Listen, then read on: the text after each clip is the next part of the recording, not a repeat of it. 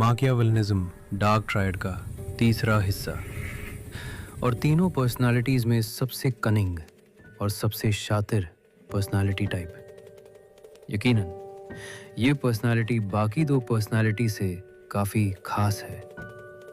और ये खास क्यों है, ये जानने से पहले ये जान लेते हैं कि ये टर्म आई कहाँ से। तो चलिए शुरू से शुरू किया जाए। 16 सेंचुरी में एक पॉलिटिकल किताब काफ़ी चर्चे में आई थी, जो कि बेसिकली पॉलिटिक्स और रूलिंग पर बेस्ड थी। उस किताब में diplomacy, inner politics, war strategy, power, ऐसी चीज़ों पर खुल के बात की गई थी। और ये किताब लिखी थी एक इटालियन डिप्लोमैट और फिलोसोफर निकोलो मैकियावेली ने। उसी नाम से माकियावेलिज्म ये टर्म का ओरिजिन हुआ।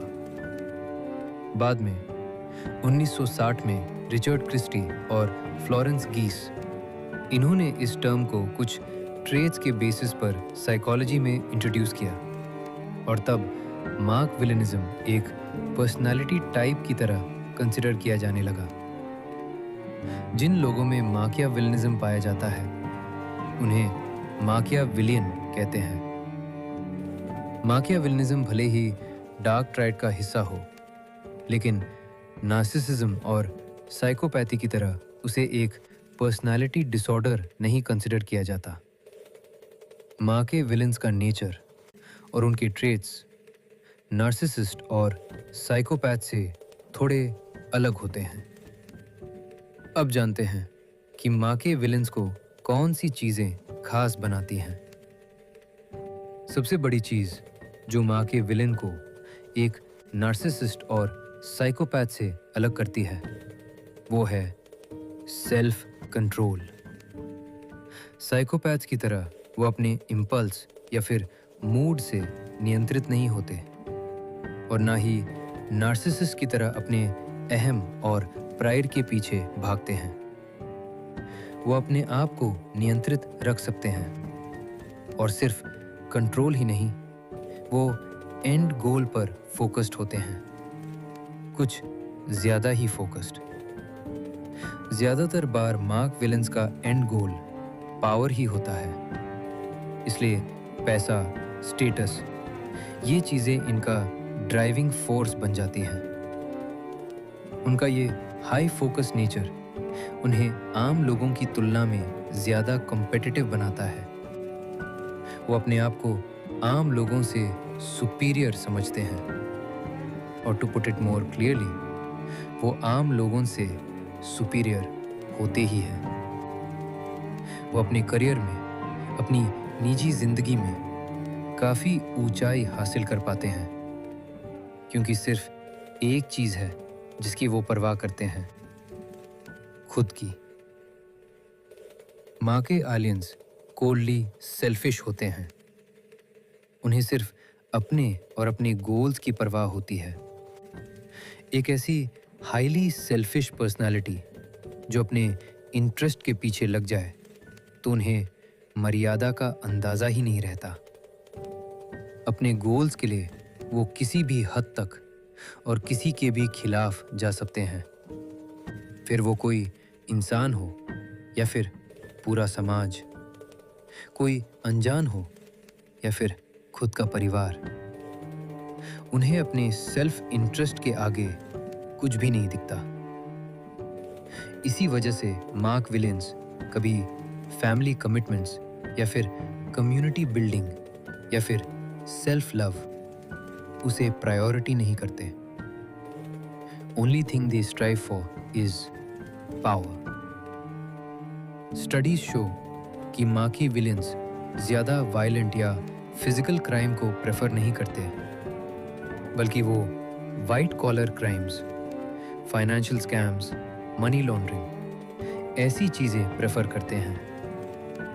वो फिजिकल वायलेंस को प्रेफर नहीं करते, लेकिन इसका मतलब ये नहीं कि वो उसके काबिल नहीं है, बस वो उसे ज़रूरी नहीं समझते।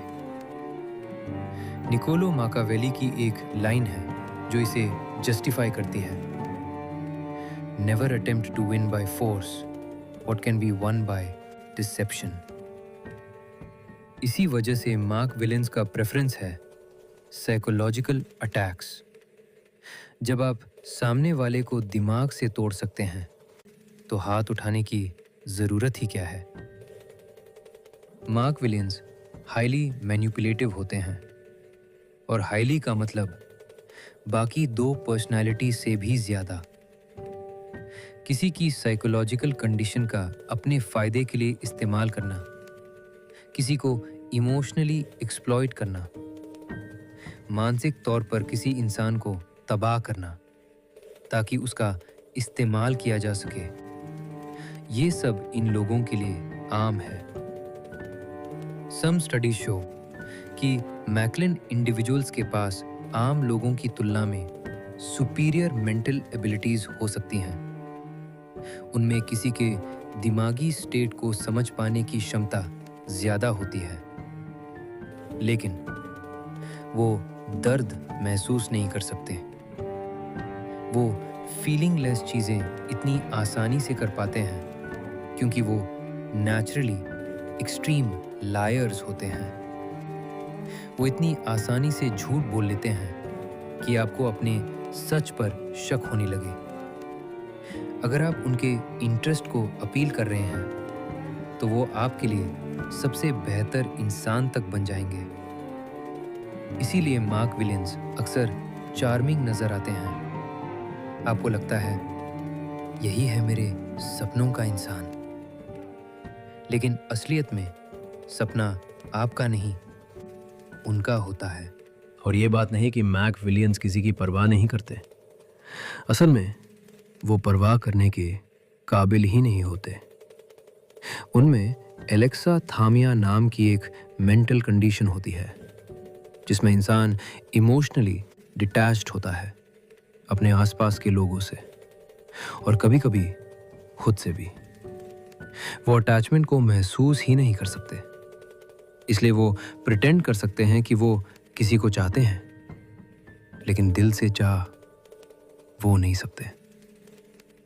डार्क ट्राइड की बाकी दो पर्सनालिटीज की तरह मैक विलियंस में भी एम्पैथी की कमी होती है।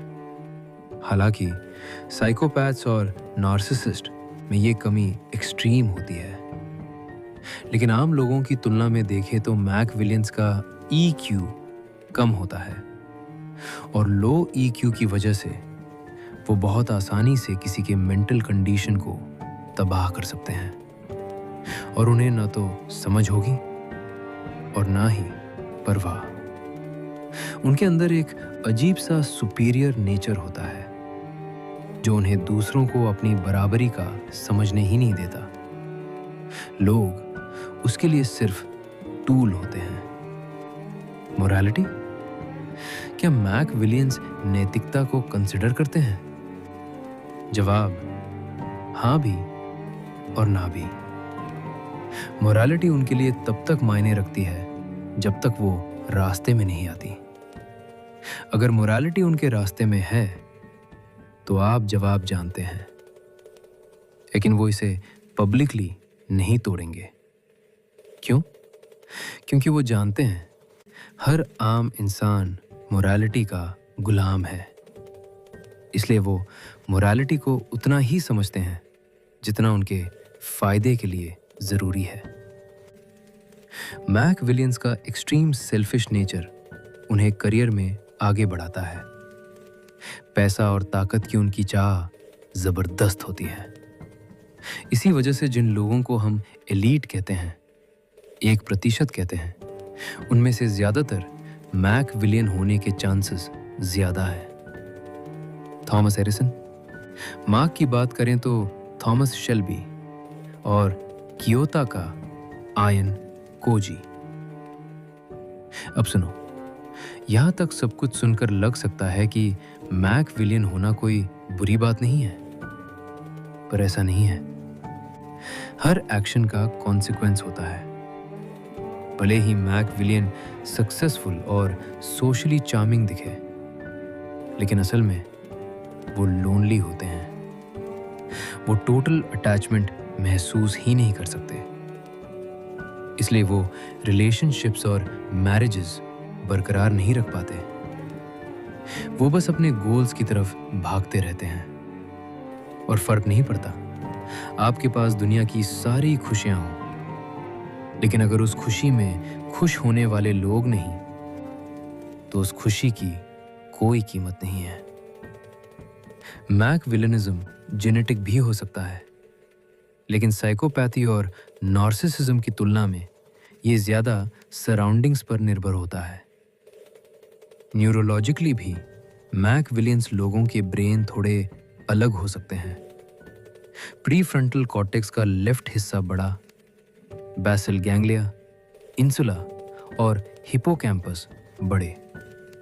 स्टडीज शो कि एक bad childhood, abuse, broken home, divorce, ये सब बच्चे के दिमाग पर असर डालता है और कई बार ऐसी सराउंडिंग्स में सरवाइव करने के लिए ब्रेन मैक्लियन डेवलपमेंट को पुश करता है। लेकिन इसका मतलब लिटरल नहीं लेना। अब सवाल, जो लोग सराउंडिंग्स की वजह से मैक विलियन बने, उनकी वजह क्या रही होगी? क्या वो माँ बाप जिन्होंने अपनी गलतियों को कभी माना ही नहीं और गुस्सा निकालते रहे उस बच्चे पर? क्या वो गरीबी जिसने उसे ऐसी भूख दी जो रोटी से बड़ी थी? क्या वो समाज जिसने उसे इतना नंगा किया कि अब उसे पूरा समाज नंगा दिखाई देने लगा? और वो जान गया हर कोई एक चेहरा ओढ़े है और जीना है तो उसे भी एक चेहरा चाहिए। अनजाने में ही सही, लेकिन उसने एक चेहरा पहन लिया, एक चेहरा जो प्यार, दया, करुणा को नहीं समझता था।